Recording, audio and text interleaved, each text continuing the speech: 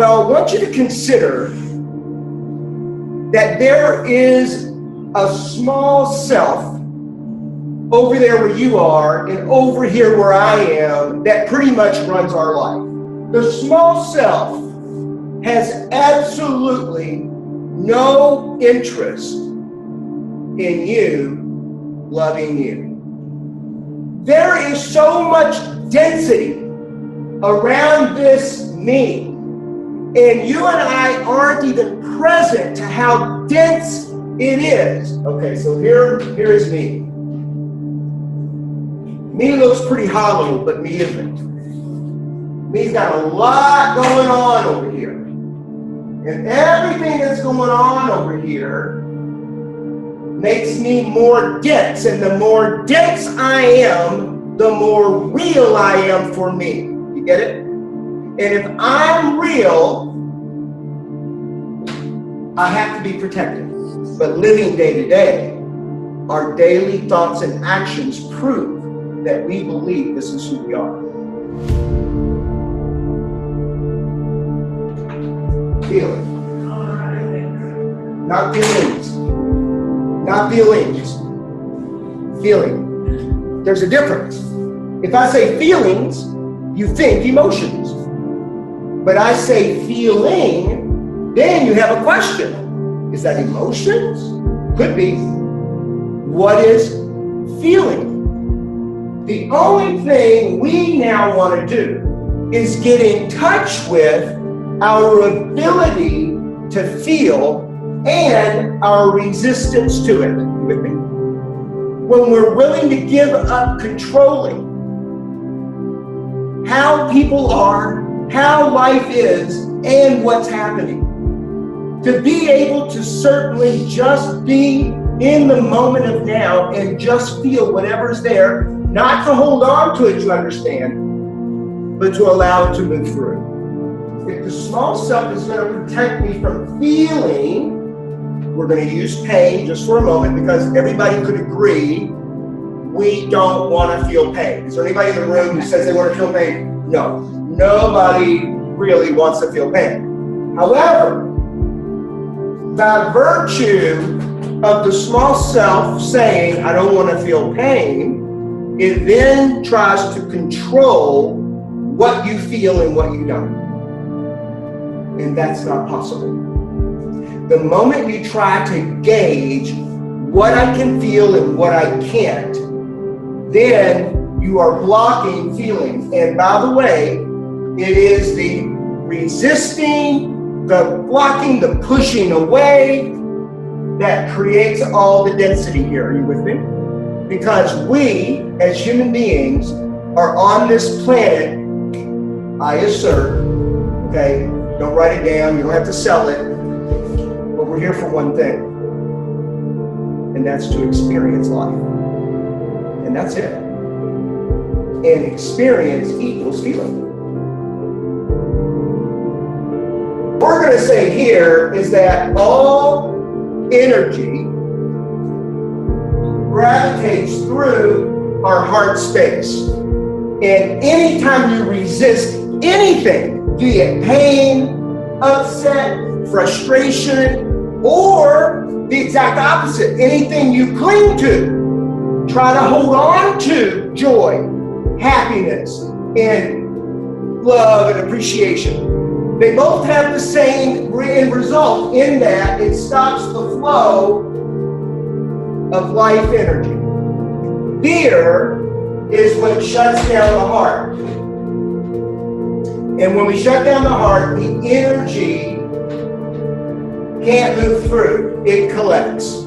The heart has as many or more neurons than the brain. It sends more information to the brain than the brain sends to it. So it's very intelligent. The only thing it doesn't have is language. We have been in a culture that has forced us to be brain conscious, and we push the heart aside. So the game here is to be powerful, very powerful in both domains, not shutting down anything. First of all, love is not an emotion.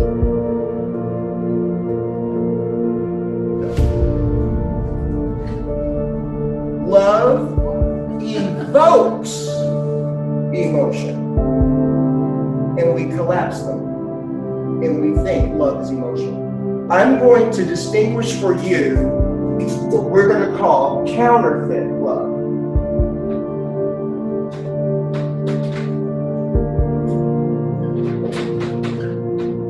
And we've been trained well in counterfeit love because it's everywhere. And one of the things I learned a really long time ago from a great coach, what she said was, when you get trained in counterfeit, you don't know the real deal when you see it. And mostly what we know about love, not to make any individual or group wrong whatsoever, but mostly you and I trade in counterfeit. The thing is, this counterfeit love leaves us wanting all the time, and this wanting becomes a way of being. It's not action, it's being. So I live my life being wanting. Now, don't misunderstand. I'm not saying you shouldn't have things. I'm not saying you shouldn't want things. However, what I want to break up is the being, the wanting. You follow? See, if I'm being whole and complete, if I'm being this thing we call the higher self, then wanting becomes an action like a game. It becomes something to fulfill my time with. It becomes something to play the game of life around, to have what? Experience.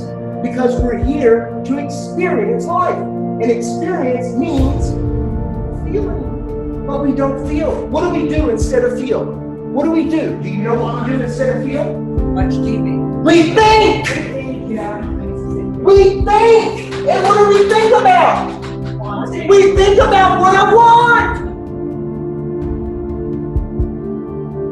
We're not present to what's happening. And listen, you guys, you could collapse what I'm saying. You could collapse when I say not present to what's happening. You might think, well, you just need to be present. And I said be present a few times too. But the truth is, that ain't it. That ain't it. That's an old paradigm. Trying to be present is an old paradigm. The new paradigm is being. If I am an empty vessel, I'm being, and now I'm available for all of it. I'm feeling what it. See, we try to be present to feel how? To feel good. I want to feel better. I better get present. I'm going to meditate now so I can feel better.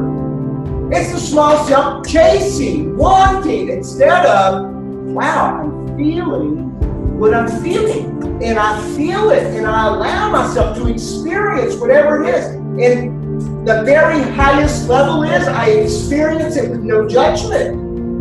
Now that is a complete life shift. When I say let go, some of you, what you're hearing is don't feel that. I'm not saying that. Feel it, but let it go. It's not let it go like it's a good thing to let it go. Like Paul, it's a good thing to forgive. I'm not saying that. What I'm saying is, if you're not letting go, what are you doing? You're holding on. For sure, you're holding it in the body. So in this moment, just take a feel. And feel in your body any contraction that happens to be there right now.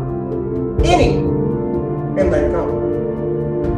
We hold feelings. We hold emotions in the body. There are contractions. If I don't forgive, then I'm holding the grievance in the body.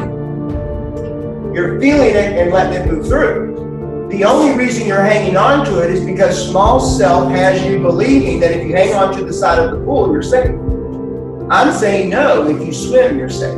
And the tippity top is I let go for no reason. That's the tippity top.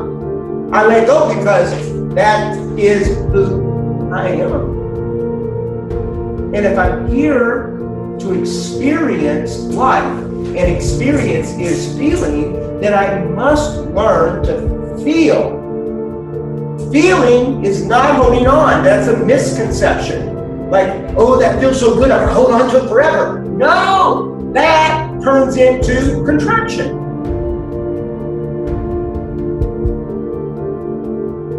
If I say honor life unfolding, what is it to honor?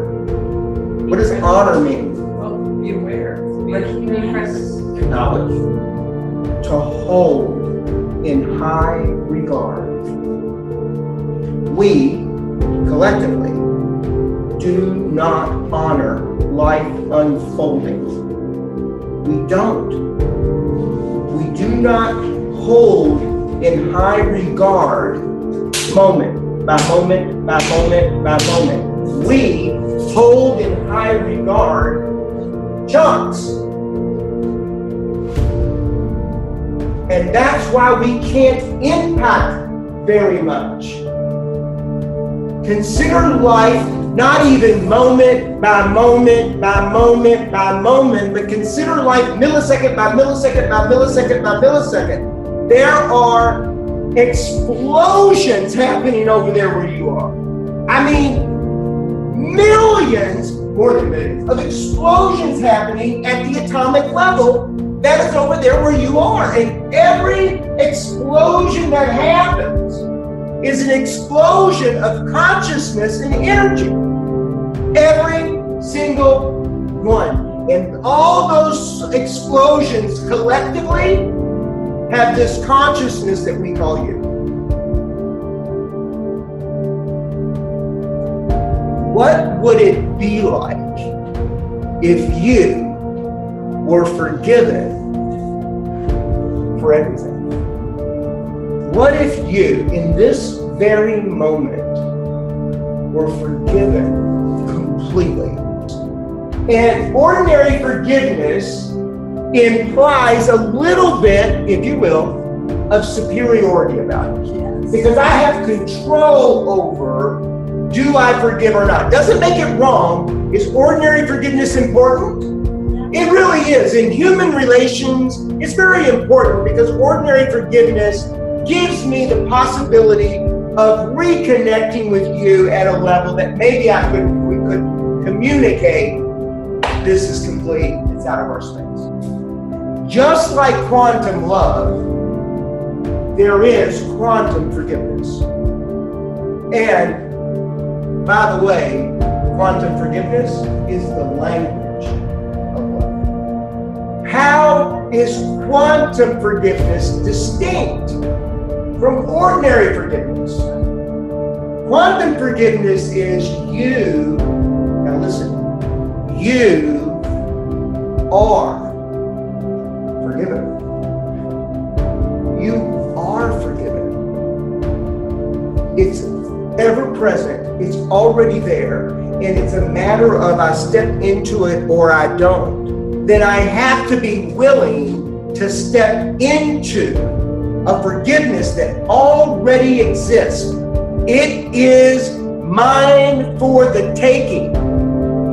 And if I do it in the spirit of what we're about in this hardship, if I do it in the spirit of that, I'm not doing it so I can keep doing whatever it was I was doing. It's not about me getting over on the system.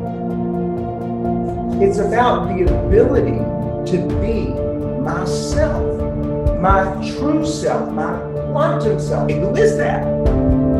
If you think back, way back, think all the way back, there was a you that was already there. You were very little and there was a you there, and that you is here right now. It's the same you. This essence of who you are was always there. It didn't age. I mean, it even has the same personality, if you will, the same essence. And that is who you are, and that is what's covered over, pushed back by the small self. And the whole game is protection. But if you get down to it, protection from what? It's protection from feeling. But feeling is what gives us access to who we really are.